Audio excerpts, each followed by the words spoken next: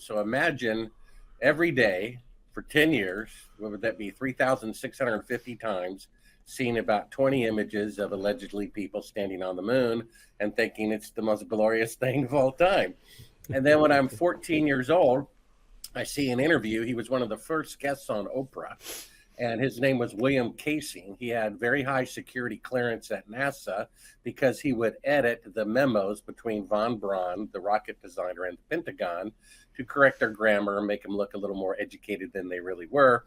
And he had to have high security clearance, and he read all these classified memos, including one from von Braun to the Pentagon, warning them that the odds of going to the moon on the first attempt with 1/1,000,000th the computing power of a modern cell phone was probably a 1 in 10,000 chance, which is virtually guaranteeing killing the crew on live international television. Wow. And in order to guarantee the successful mission during the Vietnam War protests, they faked it. And so it caught me as an open-minded 14-year-old, thank goodness. I'm like, oh, never thought about that. So then I look at the pictures with new eyes. And sure enough, in the original pictures, if you can find a book from the library and borrow it, or find collector's editions on eBay, the original picture showed the lunar soil as a caramel brown, which is what it actually is if you're there. They know this from unmanned probes, and you'll see the Chinese probes today, which I believe are genuine, have a caramel brown surface. And then in the photographs, the fake projected backdrops were grayish blue. And you could pretty easily see a straight line going across horizontally. And I'm like, oh yeah, there's the fake backdrop right there. And as a filmmaker, which I would later become, they're standing incredibly close to the fake backdrops, closer than I would put them if I were directing it. And so later, NASA put a blue filter on it and made the soil and the background the same color, so it doesn't show up as much. And that's what you see online today. So that kind of planted a seed in my mind, Sean. It's like, I wonder about that. Well, as it would have it, 10 years go by, I'd become a filmmaker. Remember, a filmmaker's job is to make fake scenes look real, right? So that's how I could tell that these things were shot in electrical lighting. In fact, you could prove the moon landing fraud with a single picture of a shadow of an astronaut going at 12 o'clock and a rock 5 feet away. The shadow's at 9 o'clock. A 90-degree difference from 5 feet apart. Just go out in a parking lot or your front yard on noon on a cloudless day with you and a friend 5 feet apart, and you'll see sunlight is always parallel no matter which way you go. So if they're intersecting at 90 degrees, that's electrical light, which means they're on the moon, because it can't be duplicated scientifically in sunlight. So you can prove it's fake by one picture. So I was editing one day for the client who produced the TV show I had seen as a 14-year-old 10 years earlier. He put me in touch with William Casey, who said, hey, you're a filmmaker. You should do a film about the fake moon landing. I thought, well, let me think about this. So I literally took off for 6 months, paid myself a salary, started investigating it. Found out that 2 of the 3 astronauts on the famous mission refused to ever give an interview about it. That's kind of strange. Found out the administrator of NASA resigned days before the first mission. Kind of strange when you want to be part of this great thing. And the Soviets had launched everything first, the first animal, satellite, orbit, spacewalk, crew of 3, and they never went to the moon. And then you had, of course, Tricky Dick Nixon at the helm, and of course, the photographic anomalies, being able to see a fake background, shadows intersecting. And I'm like, maybe they really did fake it. And I kind of, John, I have this, you could say, relentless personality. I don't like to lose. I don't like giving up on a goal. If there's a will, there's a way. That's my motto. And knowing that about myself and knowing that I like puzzles, I used to draw mazes as a child. I said, if anyone could figure this out, it would be me. And then I realized if they did not go, and I start overturning these rocks, that could be hazardous to my health. So I actually turned down the project. I said, I want to have a wife and family someday. No, thank you. About 5 years go by, another client challenges me to read the Bible. Now, I wasn't a Christian, but I'm like, oh, well, I guess so. And it didn't exactly turn me into a Christian. I was still, being a pretty worldly playboy. However, it did convince me that there is right and wrong. and good versus evil, and basically truth versus lies. And I realized that if they faked it, that's more profound historically than if they had actually gone. Do you see that? If they faked the greatest accomplishment of mankind and murdered people to keep it a secret and embezzled $200 billion and held ticker tape parades for these guys, gave them medals of honor for lying, that's more significant than if they had actually gone. And I said, look, I'm going to die anyway. This is a just cause. It's worth risking my life for. So I changed my mind. A few days later, as serendipity would have it, I meet a multimillionaire who designs rockets for NASA, who knows that it's fake.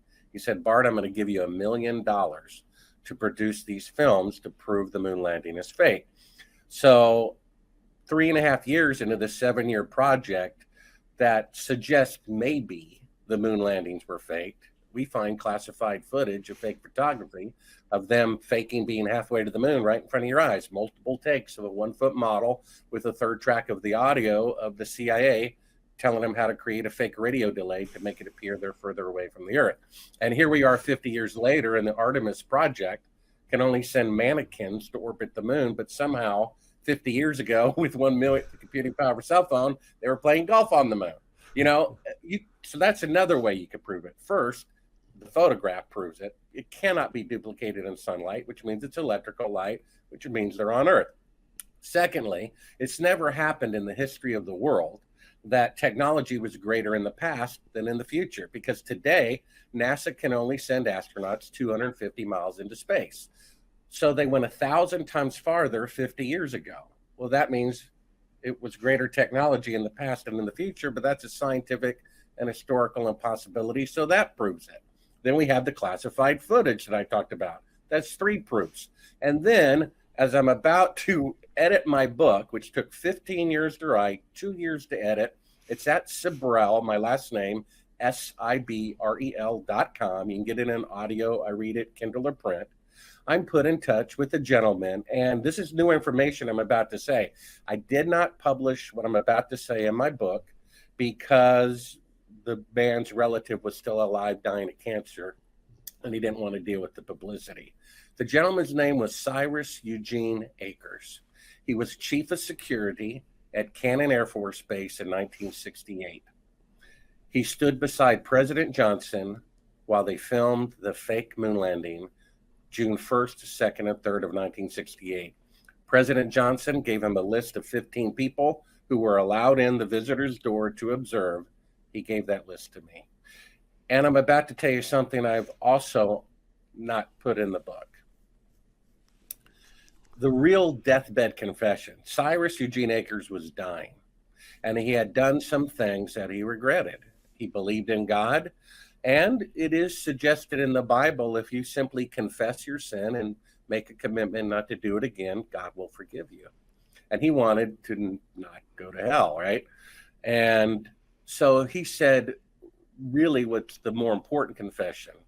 He murdered a coworker who was going to become a whistleblower and tell what he had witnessed and go to a reporter.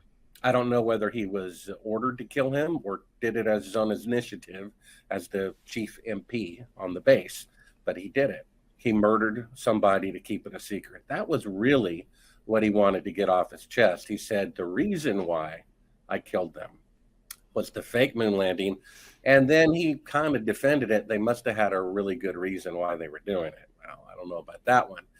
So all this is in my new book, Moon Man, the true story of a filmmaker on the CIA hit list. And the reason why it's called that is because after we produced, a funny thing happened on the way to the moon, which you can see for free at Sibrel.com. In fact, the book is interactive with 16 video links. I write a chapter and I say, look, I'm about to talk about the film. Watch link 1, watch the film first. Then, and then I show another clip of NASA admitting they can't leave Earth orbit and so forth. And basically, after the first film, I guess from maybe childhood courtroom dramas I'd seen on TV, I thought, why don't we just track down these guys? We got a millionaire, hire a bunch of private detectives to track down these guys, put a Bible in front of them and see if they'll take an oath that they walked on the moon. It was during that occasion that I got punched by Buzz Aldrin. Another astronaut threatened to shoot me One threatened to hit me. One literally kicked me from behind because I showed him the classified footage on the tape of them faking being halfway to the moon. The guy turns beet red, starts cursing, get out of my house, literally kicks me from behind. So in the commotion, John, I left the wireless microphone on the guy. And in the commotion, my camera guy's freaking out. He forgets to hit stop recording. So while the astronaut and his son are in their house with the doors closed and the cameras in the back seat of the rental car in the driveway in front of the house, we're recording the private conversations of the astronaut and his son in his house. And 3 months after the fact, when the secretary of the film is doing the transcript, she calls me up, panicked. Bart, do you know what they're talking about in their house? When you left the mic on and the camera recording, it's like, I don't know what. They're talking about calling the CIA to have you assassinated. And I'm like, oh, that's funny. She says, no, Bart. They're talking about calling the CIA to have you assassinated. I'm like, yeah, that's funny. She says, Bart. They're talking about calling the CIA to have you assassinated. Now, if they really went to the moon, and I'm some silly person who thinks it was done in a TV studio, why would the CIA care?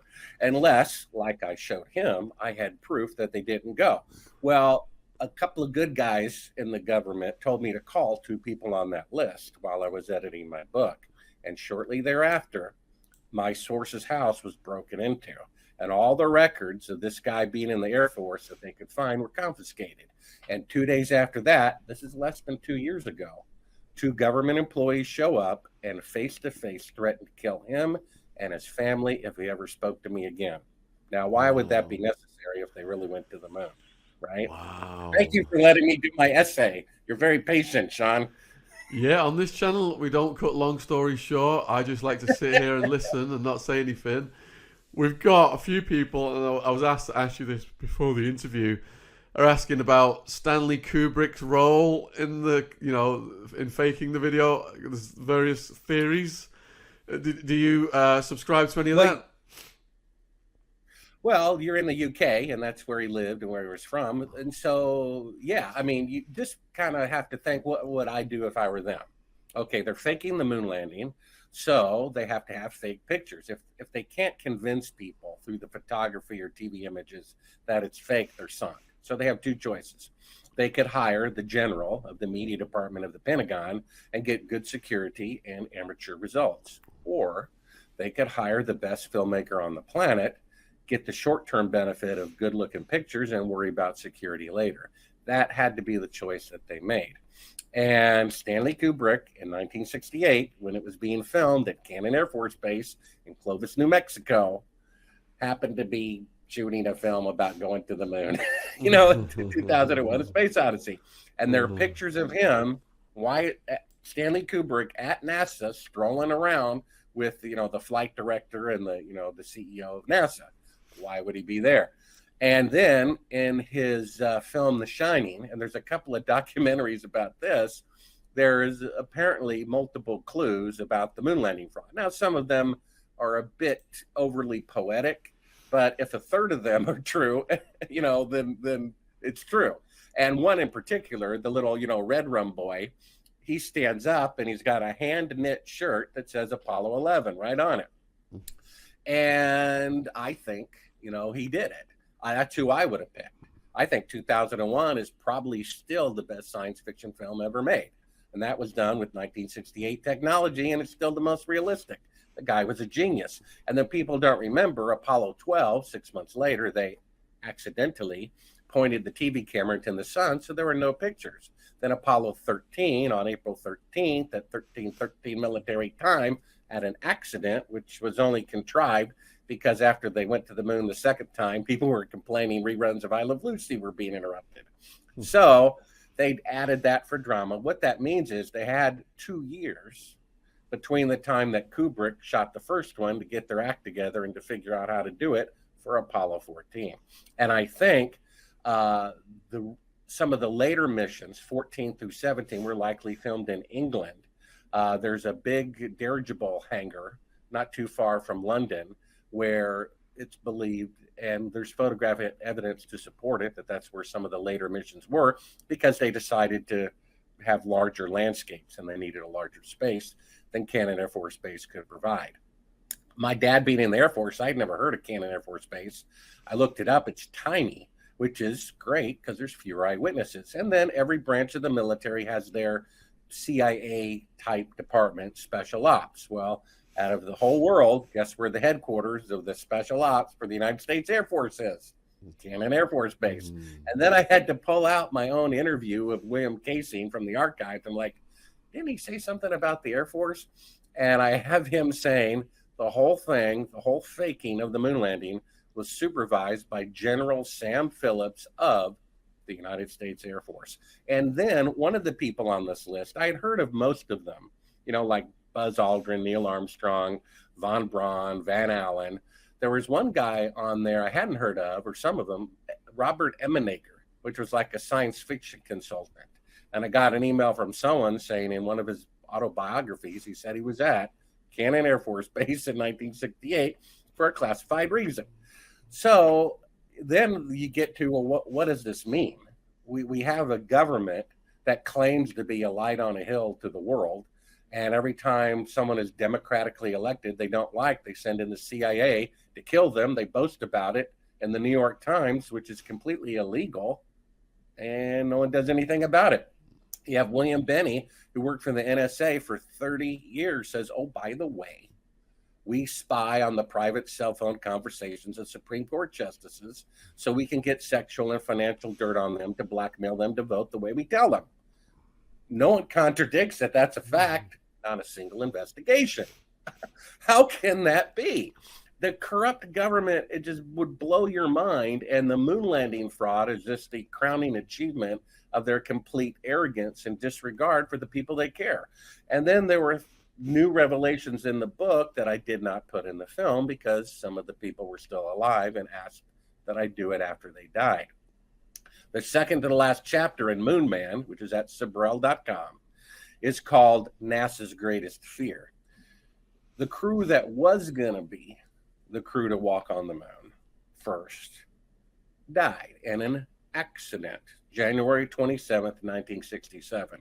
According to the dead man's widow, who I interviewed for 4 hours, and according to the dead man's son, who I interviewed for 3 hours. He was murdered by the CIA. He came home the day before, said, Han, for the first time ever, the CIA is all over the launch pad. I wonder why. Next day, the guy's dead. They go to his house. They take his papers that he's, sending to Congress and the Senate about how they're 10 years away from going to the moon. They confiscate him before they even tell his widow that he's dead. That's their accusation, not mine. I'm just passing it on.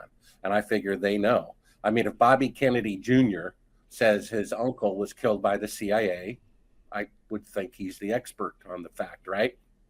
And if the dead man's wife and son, who's a 747 pilot, says his father and husband, who was going to be the first man to walk on the moon, was murdered because he wouldn't cooperate, I believe him. And so it'd be one thing, Sean, if they faked the moon landing and killed nobody. Then it's you kind of, in a way, respect their cleverness. Hey, they did a good counterfeit. They sold the fake Picasso to some sucker. Hey, good job. But it's worse than that.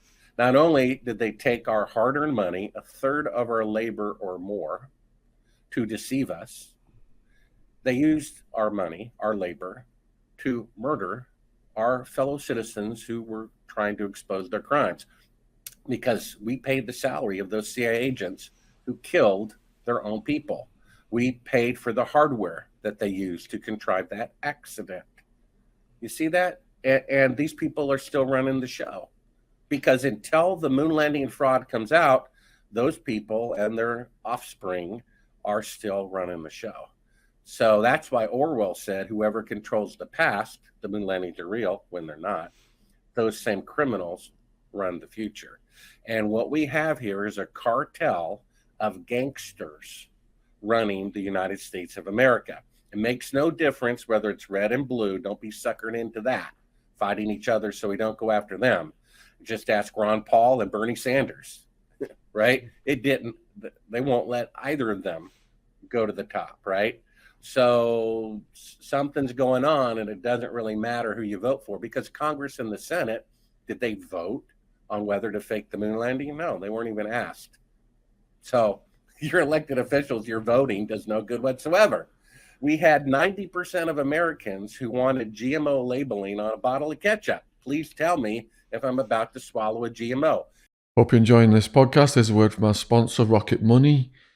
The other day, I had to cancel 3 Amazon Prime memberships. I had a personal on the UK Amazon, US Amazon, company account, US Amazon, UK Amazon.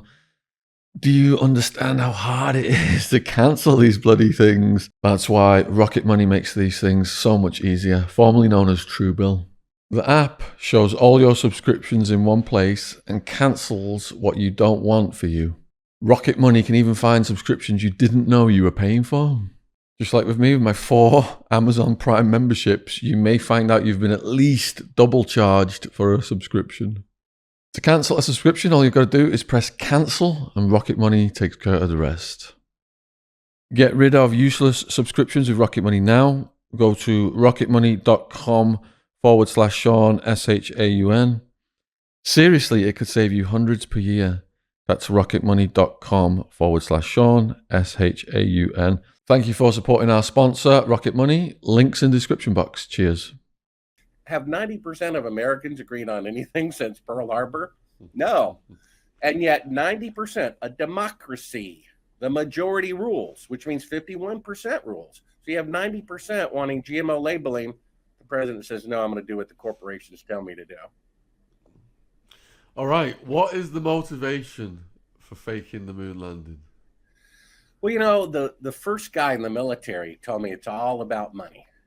It came out that Halliburton, was charging $40 for a 50-cent ice cube tray during the Iraq War. And that's what Eisenhower warned us about in his last day in office. He was afraid to say it during the 8 years of his presidency. How about that? Right? I'm warning you, this military industrial complex, the profiteers off of war, they're running the show. He was afraid to say it. Kennedy said it. Look what happened to him. So money, I wouldn't think that money would be the number one reason. I thought it was pride because Kennedy said we'll go before the end of the decade and they couldn't do it. So they didn't want to eat humble pie. But people in the know who know more than me say it's money first. Now, NASA has never kept the schedule, not a single time. Just the Hubble telescope to go into Earth orbit, one little piece of equipment half the size of a car, 10 years behind schedule. In 2014, they said they're going to have people orbiting the moon in 2018, and they still haven't done that. What is that, 8 years later? They only have mannequins orbiting the moon, and that 8 years behind schedule. But for some reason, the most complicated space endeavor of all time was ahead of schedule. I mean, imagine that. So that pride had to be in there somewhere. And it was propaganda. Nixon, who was president at the time, said the number one threat to America is not Russia, it's not China, it's Americans who are protesting the federal government because of the Vietnam War. So why not give them something to cheer about? In the book, I mentioned the code name that apparently President Johnson personally came up with for the endeavor of faking the moon landing. He called the project Slam Dunk, meaning if you fake it, you can guarantee it'll be successful. Pretty true, right? And so when people were complaining Americans are dying in the war, then they could give them this, bone. Look at this, something to cheer about, something to wave your flag at. And by the way, Robert McNamara said on his deathbed, he was defense secretary during the Vietnam War. Now, before December 7th, 1941, 90% of Americans were against entering World War II. 90%. Then Pearl Harbor happens and 90% are for it, right? And it was kind of that way when the war in Vietnam was going on, which was going on since the late 50s. 90% of Americans said, let's not get involved. You know what I mean? We remember World War II. We don't want to do this again. Okay? Let them solve their own problems. Well, so they're like, well, how can we get the U.S. We need a Pearl Harbor event. Well, it was called the Gulf of Tonkin incident, where allegedly a North Vietnamese ship attacked an American ship. Well, Robert McNamara on his deathbed said, oh, by the way, we just made that up. The CIA just made that up. It never happened. That led to the death of 3 million people, including 58,220 Americans. So if they're willing to contrive something that leads to the death of 3 million people, including 58,000 of their own citizens, I think they're willing to fake an image on television, right? And because it's a positive conspiracy, it's whoever shot JFK, he's dead. Whoever did 9/11, those people are dead. But this is a lie that's positive. And telling people the truth is like taking candy away from a baby. I talked to a professor. I showed him, them faking the moon landing right in front of your eyes. Even my critics said, yes, they're faking it, but they're just rehearsing. I'm like, well, why not rehearse with the real Earth out the window? Why do you need a model of it, right? And then why would you bring the extra weight? So that doesn't fly anyway. And so it's like, this professor saw that. He saw the intersecting shadows, knows of the confession. He says, there's nothing you could say that would make me deny the glorious moon landings. And I said, well, what about this? What if you turned on your TV and Buzz Aldrin was holding a live press conference, tearfully confessing, yes, he faked it. It was shot at Cannon Air Force Base, and I'm so sorry. The professor of this university said, I still think he walked on the moon. And so the problem is, the problem for the American government is even though the faking of the moon landing killed fewer people than even the Kennedy assassination witness list, certainly less than 9/11 and the fake Vietnam War, it's the one fraud, if exposed, would enrage people the most because they waved their flag, they got down on their knees and prayed, and they cheered, and it's in the encyclopedia and on coins, That's why they're very afraid that the moon landing fraud will come out. It'll be the finger out of the dike for everything else, because it's kind of odd that a few top podcasts won't talk about it. Alex Jones, Joe Rogan won't talk about it. Joe Rogan called me up, said, I believe the moon landings are fake. What can I do to help? And now the guy's afraid to talk about it on his show. It's kind of odd. Prove me wrong, especially with the deathbed confession, the guy who was there and backed up by his son, backed up by other people who were on the list that President Johnson gave. We can verify all of this. And why is this not news, right? It came out, 10 years ago, some curator in the Netherlands Neil Armstrong allegedly picked up a particular rock just for the prime minister of the Netherlands, put it in his pocket, brought it to the Netherlands 6 weeks later and said, here's the rock. They put it in glass. Well, the curator watched a funny thing happen on the way to the moon. And he's like, I wonder. So late at night, he opened it up and put it under a microscope. And it's a piece of petrified wood, because it looks out of this world, right? So they did a little minor news story. Moon rock proves to be a fake, and that's it. Well, if the moon rocks are fake, what about the moon mission? You have Kelly Smith from NASA saying on a video that's on the internet, the technology necessary to protect an astronaut from radiation on a trip to the moon has yet to be invented. So how did they do it in 1969? And that's one of the clips at Sibrel.com that you can see for free. So again, you're doing the best job ever of letting me ramble on. I try to hold my passion, but it just infuriates me that this is the world we live in and the government we have, and it's really sad. Have the Russians accused the Americans of faking it? They did originally. The day that it happened, the Russian ambassador to the United States said it was fake. And then they did some, deal. I know somebody who personally works at the Chinese Space Agency. And he said they have an agreement with NASA. They won't say that it's real because that would be dishonorable to them. But they won't also say that it's fake in exchange for space technology. So this idea that China is our enemy while we're sending them technology to fly into space, which is the most technologically advanced thing there is, that's all a lie. We do more business with China than anybody else. They're not our enemy. They're our competitor, and there's nothing wrong with wanting to win in a competition. They have to divert our attention. All of our founding fathers who took an oath, and everyone in the military and every police officer in America takes an oath to obey the Constitution, not the president, and to protect America against all enemies, foreign and domestic. So, just like a magician, they say, they put their hand over here while they're doing something behind their back. They keep saying the boogeyman is in China, the boogeyman is in Russia, the boogeyman is in Iran, when they're the boogeyman.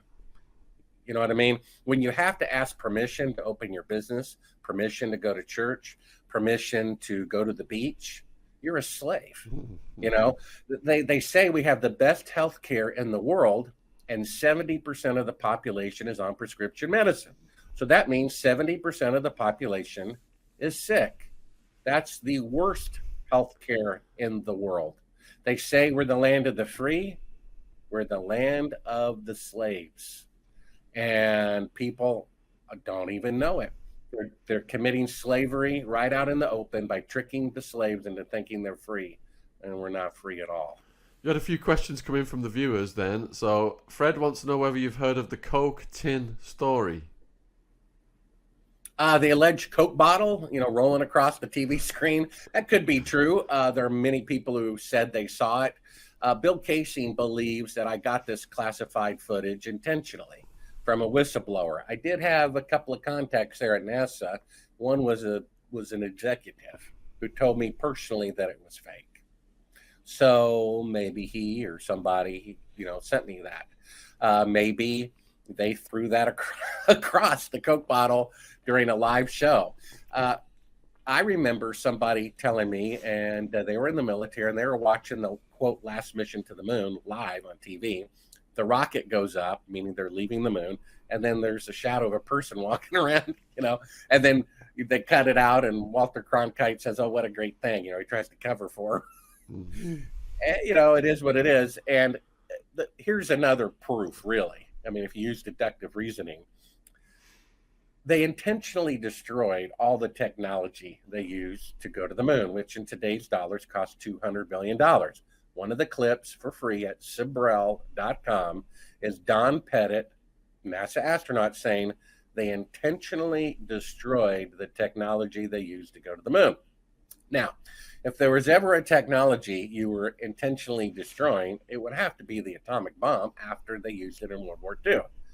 But they didn't destroy it, did they? And only 10 years later, atomic bombs were 1,000 times more powerful. Technology increases exponentially. So if they could go to the moon on the first attempt with 1/millionth the computing power of a cell phone, we would have been on Mars 10 years later. We'd be in another solar system by now, and there'd be bases all over the moon, which there aren't any, you see?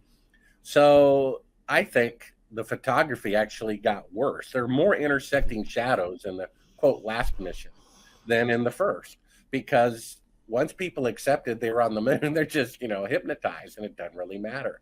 And I guess they got a kick out of doing their little jokes. Same thing as Kubrick got a little kick. And another little Kubrick clue, his last film is called Eyes Wide Shut. The most famous picture is of Buzz Aldrin, bending his arm at 90 degrees, allegedly standing on the moon. The soil is brown, the background is blue. Big clue there. There's a shadow even of the wall, a secondary shadow of the wall in front of him, if you can see that in his visor.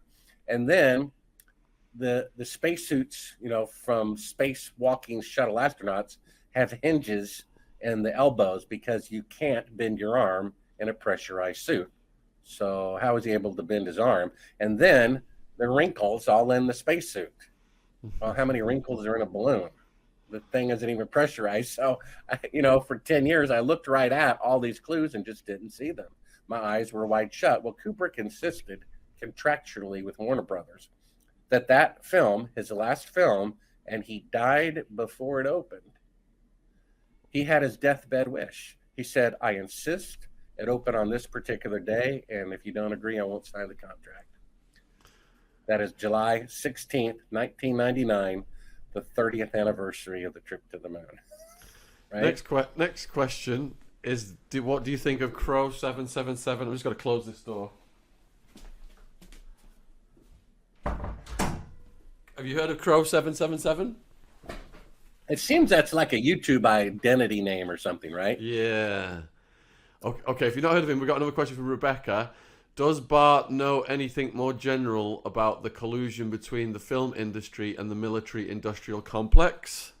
Oh, the definite collusion. I think it started in World War II for propaganda purposes, and I don't think in and of itself there's anything wrong if the war is a just cause to talk positively about it to compensate for discouragement. When you cross the line and do outright lying, that's illegal, according to a Truman Act that he signed in 1947. He said, the war's over. We can't use the CIA or any Department of America to lie to the people. That is morally wrong. So that's a law. And then there was the quiz show scandal in 1958, where they gave the guy the answers in advance, and yet Time magazine had on their cover the smartest man in America. I'd be the smartest man in America too if I had the answers in advance. So either Time magazine colluded, which I don't think they did, or they were just deceived. You see, if you deceive the media, then you deceive the world. And everyone just assumed the government was telling the truth about the moon landing fraud. So they passed a law. They said it's not only can you not do propaganda, you cannot use television specifically to state a falsehood. So the federal government broke that law too. Of course, they murdered their own people. The Declaration of Independence, which precedes the Constitution, says anytime a government becomes destructive of life, liberty, and the pursuit of happiness, they should be altered or abolished. So we have the right to disengage the federal government. It's there in writing by our founding fathers. And they murdered Gus Grissom, Ed White, and Roger Chaffee of Apollo 1, among dozens and thousands of other people over the years, which is destroying their right to life, isn't it? Our own government murdered their own people to cover up their crimes. And these people are still in power today. Anyone care? What are we going to do about it? People are hypnotized, aren't they, by the media and the mainstream. All right, so with your films, then, a funny thing happened on the way to the moon. Astronauts Gone Wild. Your book, Moon Man, the true story of a filmmaker on the CIA hit list. Do you think any of this stuff has put your life at risk? Have you had threats, Bart? Well, one of the big things that I disclose in the book that I've never talked about publicly, basically, I've done a lot of interviews like this, and it's already a difficult pill to swallow that they lied about such a thing. It's true. So that's the primary goal in the past, is just to, help people see this unfortunate thing. I have a quote at the end of each chapter, and there's a quote from Men in Black 3. The bitterest truth is better than the sweetest lie. And other things happened during the production of this film, including literally being kidnapped and drugged by the CIA when I was trying to get this classified footage to a colleague at CNN in Atlanta. I was literally surrounded by the police, who were probably on the payroll of the CIA.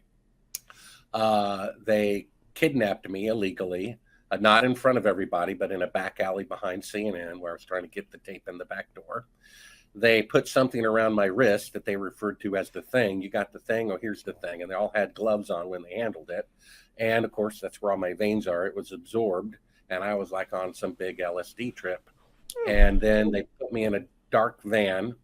Had some guy in there speaking in tongues or something to confuse me. I mean, it was pitch black, which takes a little bit of effort. Throwing up, the drug is so severe. They take me out. I'm in bright light. They have a clipboard. Where's the original tape? And where's this and that? And I tell them everything they wanted to know. I mean, you don't have to waterboard anybody unless you're vindictive. You give them a bribe of $1 billion, and Osama bin Laden's mom will turn in one son to take care of the other 9. And you got True Serum. And let me tell you, it works. I was in La La Land. I thought they were the good guys trying to help me.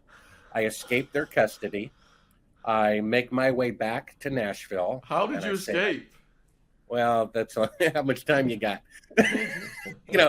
Basically, there's a chapter that's called "A Funny Thing Happened on the Way to CNN," and I go into explicit detail of everything that happened. And just go to Sibrel.com, get the book, and you read about it.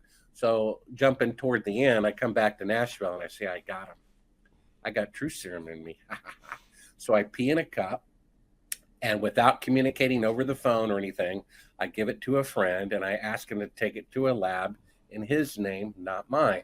And I'm like, I'm going to prove I was drugged with a drug that only the CIA would have access to. A few days later, he and I meet, and he says, well, there was a problem at the lab. And I said, well, what problem? He said, well, funny thing, they had a break-in over the weekend. And I said, yeah, so what? He said, well, funny thing, the only thing stolen was your urine sample.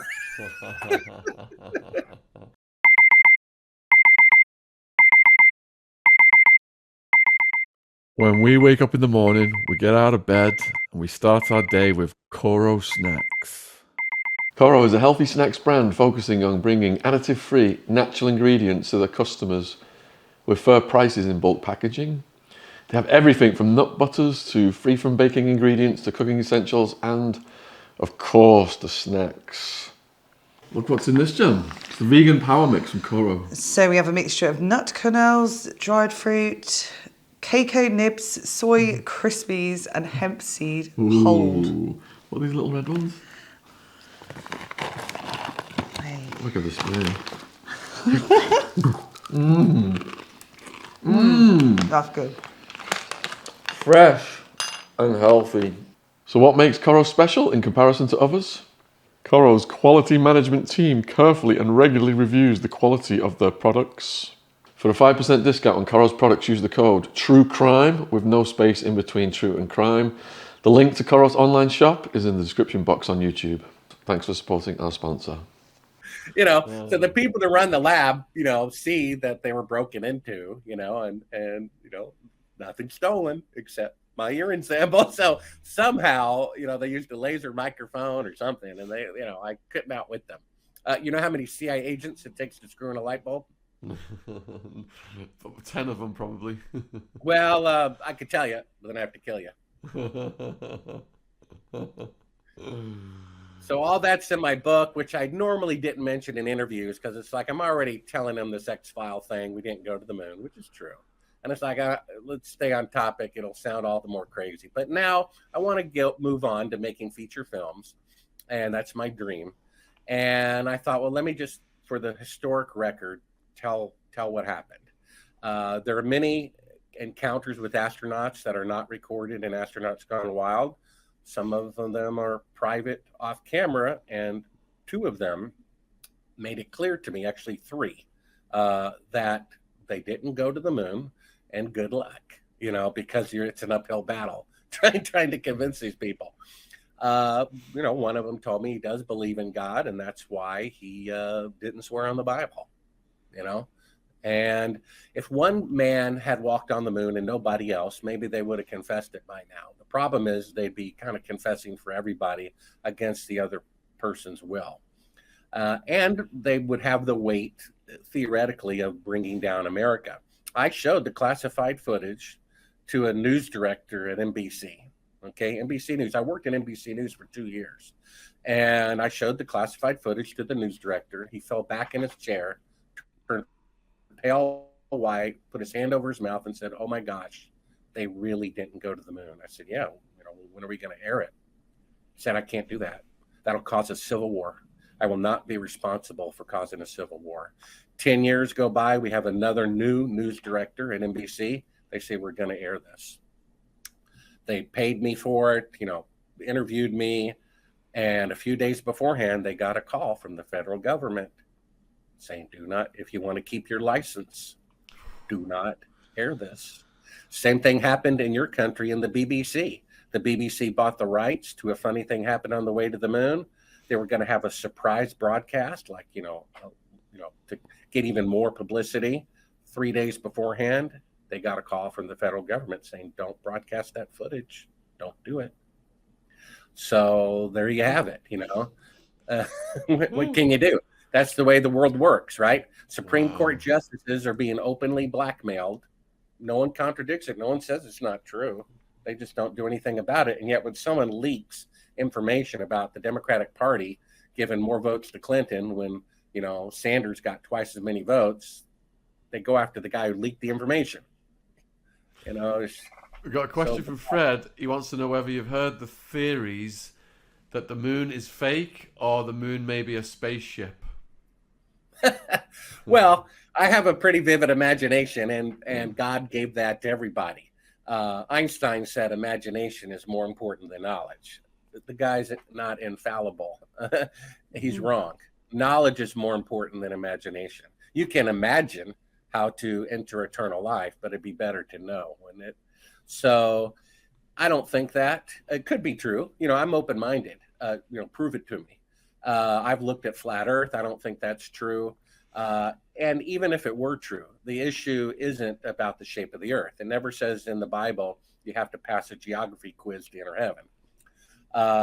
The issue is the corruption in world governments. The Earth could be a triangle, and it's still about the faking of the moon landings because the government is corrupt.